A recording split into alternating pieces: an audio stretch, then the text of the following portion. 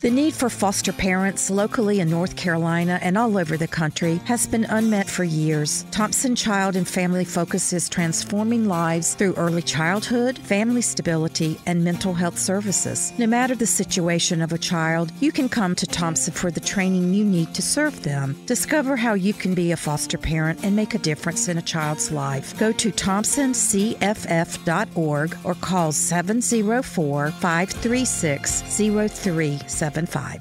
From iHeart Podcasts, Supreme, The Battle for Roe, tells the story of the unlikely champions behind the landmark case Roe v. Wade, starring Maya Hawke as 26-year-old lead attorney Sarah Weddington. We're challenging the Texas abortion laws in federal court. And Academy Award nominee William H. Macy as Supreme Court Justice Harry Blackmun. Time is not the most important factor. Getting it right is. Listen to the podcast Supreme, The Battle for Roe on the iHeartRadio app, Apple Podcasts, or wherever you get your podcasts. What's up, y'all? My name is Mimi Walker, and I'm your resident Auntie Supreme over at Hand Me My Purse, the podcast. If you aren't familiar with Hand Me My Purse, it's a podcast that's all about diving into and understanding the nuances of Black culture, from social-emotional well-being to cultural matters, mental health, and just the life experiences that we have to face every day. Be sure to tune in every single Tuesday. Listen and follow Hand Me My Purse on the iHeartRadio app, Apple Podcasts, or wherever you listen to podcasts. Hi, listeners. Welcome back. I'm Nedra Glover-Tawwab, and you need to hear this. This week, we'll be talking about a high-drama family situation. When we come from situations that have lots of drama, there's a belief that chaos is a part of relationships. Getting those relationships to a healthier place, especially when it's family, can take a lot of energy out of us, and it impacts other relationships. The good part is we have so many choices, and we get to decide how we want to show up in relationships. When the drama in our family is people overstepping and asking questions that we aren't prepared to answer, it's really important to know that we are in control of the narrative. And just because someone asks us a question or they have an opinion, it doesn't mean that we have to take that information and use it in our lives. And we don't have to answer every question that's asked. I know you're wondering, how do I do that? I think a really big part of it is deciding which questions you don't want to respond to. You know, the people who will always ask you about dating, the people who will always ask you about what's next. And when you know in advance how the conversation will go, you can choose to have like an automated response to say, you know, maybe I don't want to talk about what's next because I'm still figuring it out. Or dating is a difficult topic for me. How do you respond when you know this person is going to say something? So let's get into the letter for this week. Just realize how toxic my aunt is. She likes to ask the inappropriate probing questions, make me feel uncomfortable, and always causing or talking about drama. She talks behind people's backs and is very self-centered, possibly a narcissist or in that realm. What is a narcissist? I hear this word thrown around so much, so often. I was reading something online a few weeks ago, and it was a celebrity's post. And in the comments, someone said, this person is a narcissist. And I thought that was really interesting because we didn't have enough information to diagnose a person. When we're using the word narcissist, I think we're talking about a high drama person when there are other things that might go along with that label. So be careful not to see them only as the thing that you think they are, but to think about them as a person. When I think about a person causing a lot of drama, I think about how hard it must be in their own lives to see themselves and how they only can see other people and their situations and drama. They are unable to have a level of discernment about how they add to situations or who they are in situations. So with family, sometimes we do see narcissism. Sometimes we do see, maybe gaslighting. But if we could stick to the person and the description of the behaviors, it can be a little bit easier to address the problem with people. After a vacation with her and my cousin, I realized it was too much, their toxic relationship. She talks poorly of her daughter to everyone, and my cousin caused major drama on vacation.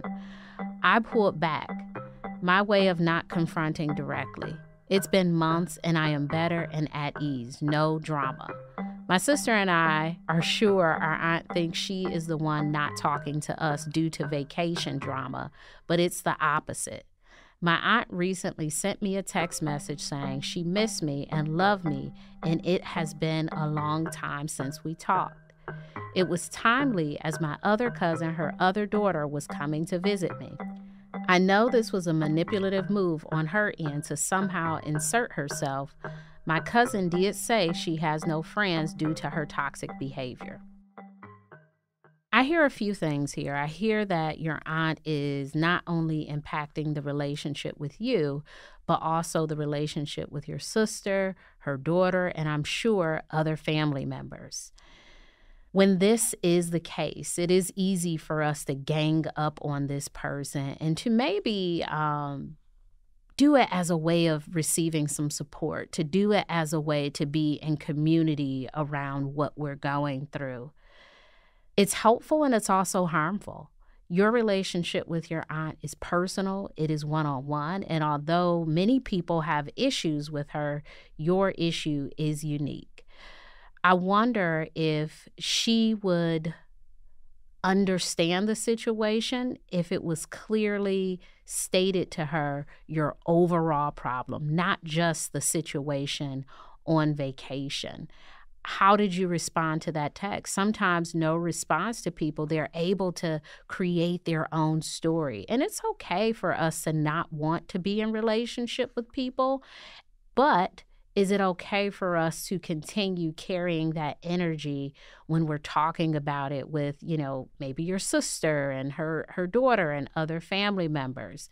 It doesn't seem like you've released the hold the relationship has on you. So it may be helpful for you to, at minimum, check in with yourself to see what you still feel about the situation, what resolution might look like. It might not look like rekindling that relationship with your aunt, but it could be you really saying, I feel betrayed.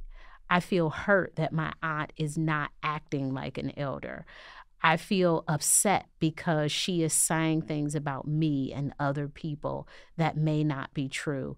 You don't need that validation and that community support because what you're feeling is real. You have many examples of what's happening. So I'd encourage you to have your relationships focus on you and not just that drama, because I'd hate for you to create a situation where there is more drama based on what's said between you and other people in the family. I like to go back to the portion of the letter where you say, it's been months and I am better and at ease, no drama. Sometimes when we're leaving these high conflict, high chaos relationships, it feels better to be out of them. And then there's this re-triggering when the person texts you or, all the other people in the relationship start to talk about the situation, you're re-triggered.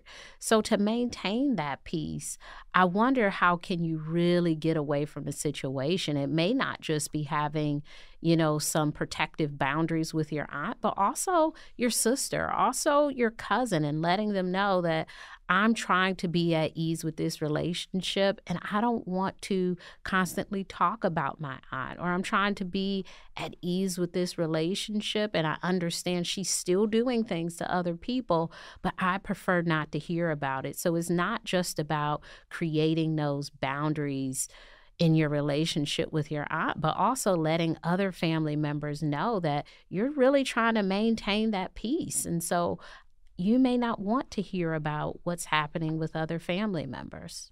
There are times when it's helpful for us to have a direct conversation with someone, and there are other times where we may risk being injured because they're not prepared to have that conversation. You will have to discern if this is a person that you can speak to about these issues or if this is something that you need to work through on your own. With your aunt, because she likes the drama and the chaos, do you want to go to her with this information and tell her exactly why you stopped talking to her? Do you want her to continue in her own conclusions about the situation? Could it be something maybe short and sweet that you say? Maybe a text. She texts you, maybe you respond in text and say, hey, I haven't talked to you in a while, and it's about more than vacation. There are things in this relationship that just doesn't work for me. There are so many ways to have, maybe that conversation without creating more drama. I've certainly in high conflict situations responded to a text with a very direct sentence about where I am with the relationship, because there are some people who cause further harm. They will try to get you to change your mind about the situation. They will try to change the details in the situation. And it can be more harmful than helpful to have those conversations with people who are not interested in repairing and healing. We'll revisit this after our next break.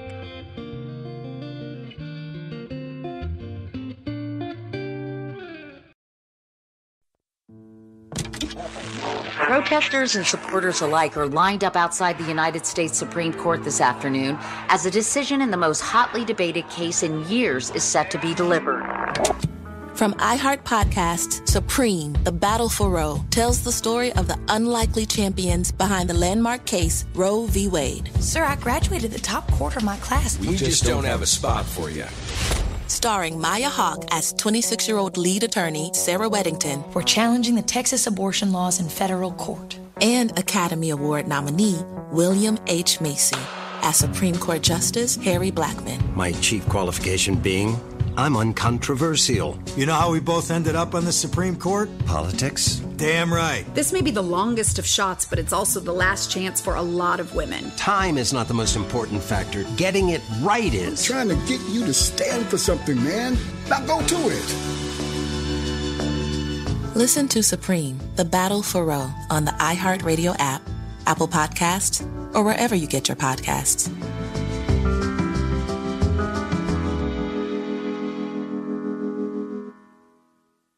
Hey, I'm Sam Farber, the radio play-by-play broadcaster for the Charlotte Hornets, and it is my pleasure and privilege to invite you to check out the Hornets Hivecast, the official podcast of the Charlotte Hornets. Available now on the iHeartRadio app, Apple Podcasts, or wherever you get your podcasts. We take you inside the locker room for exclusive conversations with players like All-Star guard LaMelo Ball. Pretty much I'm worried about just winning for real. Just going in, trying to get as much wins, taking it game by game. General Manager Mitch Kupchak. I think he's going to be really, really, really good here. And Hornets head coach Steve Clifford. And if we can get to that level and have a mentality of getting better and better and better, then we can be a factor. With new podcast episodes every day, we've got you covered on the Hornets Hivecast. Whether you want to hear from the top performers of a recent Hornets win or get caught up in time for tip-off tonight. Check us out. A new episode just posted today on the iHeartRadio app, Apple Podcasts, or wherever you get your podcasts. So your first question was, do I call her or text her back? You know, when people text us, I think that's a wonderful way to respond in the mode in which we were contacted. So it's okay to text someone and to say something, again, very short, very clear and direct. The challenge with texting sometimes is we'll get into text arguments. We'll be there, for 8 hours. We'll go back and forth. And you have a lot of power in the situation to send one or two texts and just say something. And if she continues to respond, you can stop. You don't have to have the conversation via text. If you feel that you want to call her and hear her voice and let her hear your voice, you can do that as well. I know that with texting sometimes There's so much stuff now, like don't argue via text. And I think that's true in most cases, but it's not a one-size-fits-all approach. There are some people who you can't have a face-to-face conversation with or even call to talk through things because they don't have the language and they may be very hurtful. So if text is what feels best, go ahead and text your aunt back. You want to know how to navigate this situation in a healthy way. I mentioned a few things earlier about protecting your mental space around this, and that could look like, again, not having everyone talk to you about the situation, also not rehashing the situation with lots of other people in the family. There may be times where you want to talk through what happened, process your pain, and that's okay. But certainly monitor when it's starting to be a predominant part of your conversations with other people. You can also know that, your aunt, it sounds like if this is the pattern that she has, with her own child, with you, with other family members, that she is already struggling with a lot of pain, perhaps some that she's not ready to tap into yet. And so I wonder if there's some compassion that you can have for her in her situation. You can be compassionate and not want to deal with her. It's not like I have to be compassionate and be in relationship. You can be compassionate and say, how hurt she must be to inflict this level of pain. And for you, there's a lot of family history from what I see around gossiping. How do you want to break the cycle? How do you want to be a more healthy person in your family? That can start with figuring out how you might contribute to drama, figuring out ways to be more clear in your communication with people, really starting to curate relationships with those family members who have a similar sense of being in relationships. That can be a really healthy way to move forward in your relationship with yourself and with other family members. When I first saw this letter, I said, oh my gosh, is she talking about my aunt and my cousin? Because this felt familiar. I think so many of us can identify with some level of drama in our families. And it's important that we are not perpetuating, and it's important that we are clear about what the issues are. So these type of letters are always really exciting to me because it shows we have now noticed the unhealthy patterns and we're ready to address them. You need to hear this. My friend Alex said, dysfunctional relationships are not your resting place. And I want to add to that, chaos is not your resting place. There are so many of us who, within our families, there is chaos and we feel like because it's the norm, that it is acceptable, that it is something we have to tolerate. But you have a choice.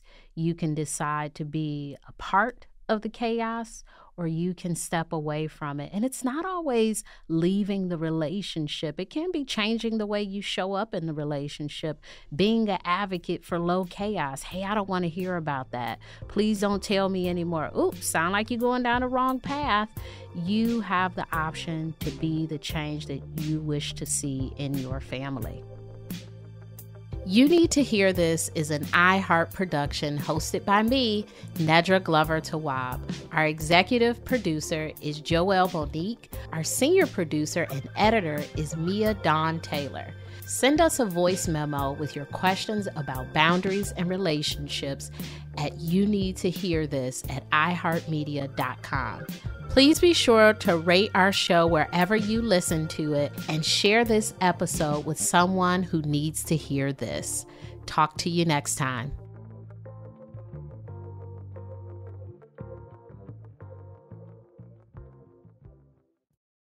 From iHeart Podcasts, Supreme, The Battle for Roe, tells the story of the unlikely champions behind the landmark case Roe v. Wade, starring Maya Hawke as 26-year-old lead attorney Sarah Weddington. We're challenging the Texas abortion laws in federal court. And Academy Award nominee William H. Macy as Supreme Court Justice Harry Blackmun. Time is not the most important factor. Getting it right is. Listen to the podcast Supreme, The Battle for Roe on the iHeartRadio app, Apple Podcasts, or wherever you get your podcasts.